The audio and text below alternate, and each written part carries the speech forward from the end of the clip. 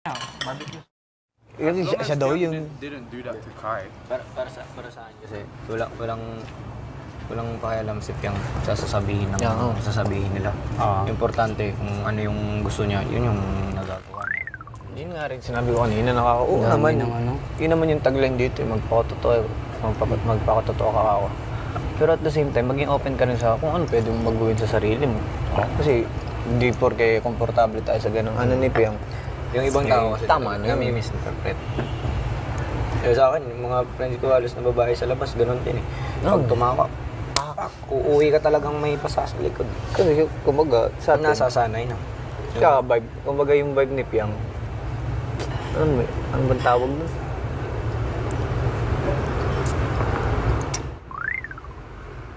Hindi rin siya generic eh, kasi hindi naman acceptable para sa iba eh.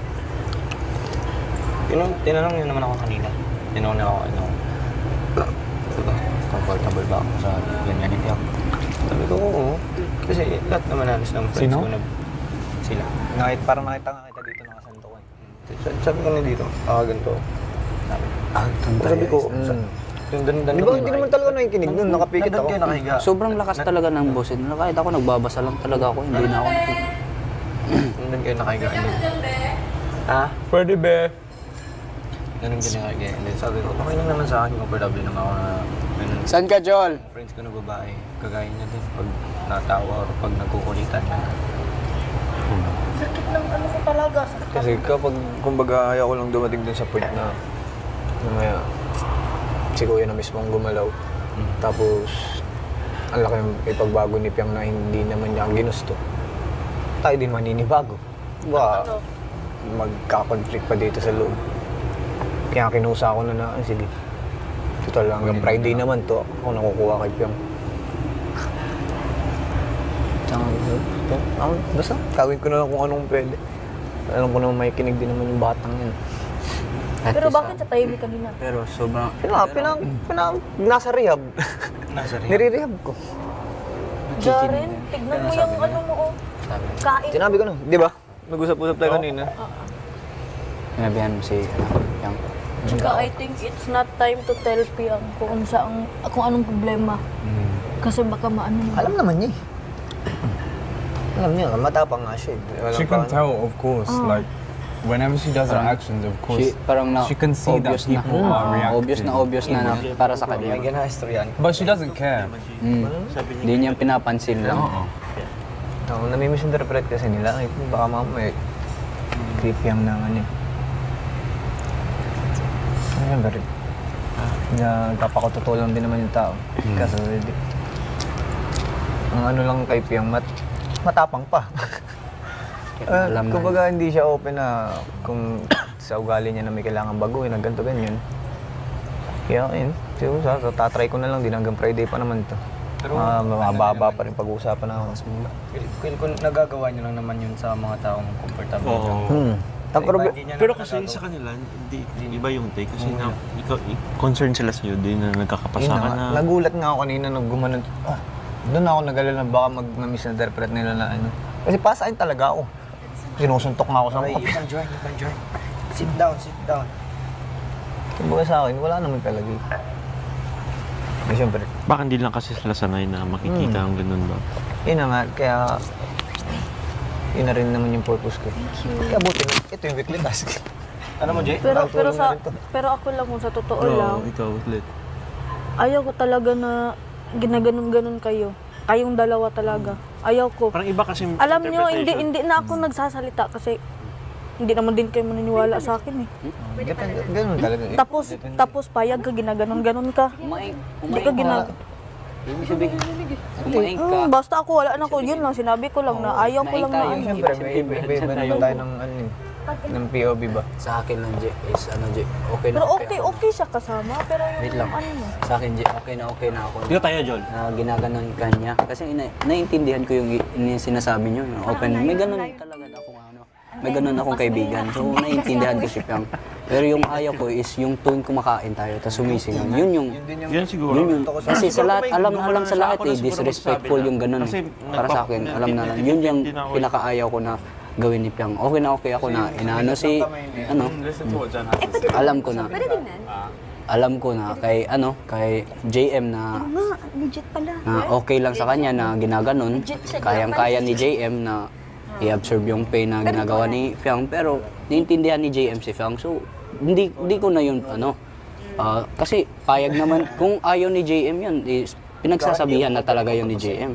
Pero naiintindihan ko, magkaibigan sila, ganun talaga yung bonding nila.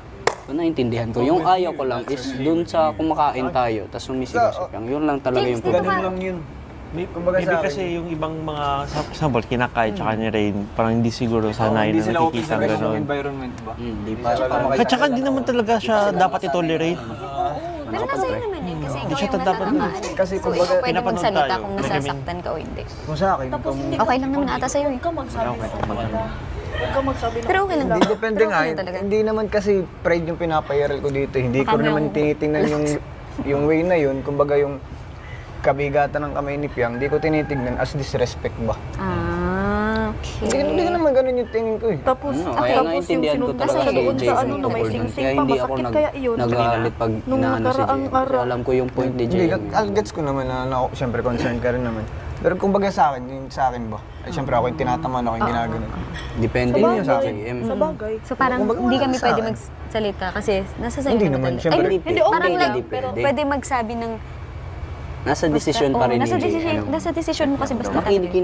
Pati din minsan si Binsoy, makita ko na parang iba na yung reaction niya sa pagtawa niya. Parang nasaktan na siya, parang ganun. Kasi alalahanin nyo rin naman, siyempre may edad na rin naman kami. Kung alam namin na hindi naman nagiging maganda, kami na mismo yung nagsasabi kay Piang. Hindi porke close kami, matatakot na kami. Yung mga takot-takot naman pati yun. Isipin mo, lang. ito si JM, matatakot ni Fiang. Hindi. Si Fiang yung matatakot talaga si JM pag nagalit talaga si JM. Sa bagay, kayo na ang bahala dyan kasi kayo man din talaga ang mas close. Kung magsiseryoso talaga yan si JM, matatakot talaga yan si Fiang. Kahit anong biro-biro pa ni Fiang. Pag pero joke-joke lang ba yung rehab? Hindi naman. Hindi. Medyo half-meant lang. Ganyan daw siya eh. I mean, yun na rin naman yung pinagbasehan ko, siyempre. Kasi nga, Para soft approach Sorry, ganun. ng Kasi pag-correct. na-sense ko na rin naman na yun yung pinag-uusapan nyo. anak ko nga, Uy. dili jud ko promise nga di ko Amo yan niya eh. Ay, magkasama nun, di ba? kami, nagbabasa lang. for Rain and Lumapit Kai, si Kai sa kanya eh.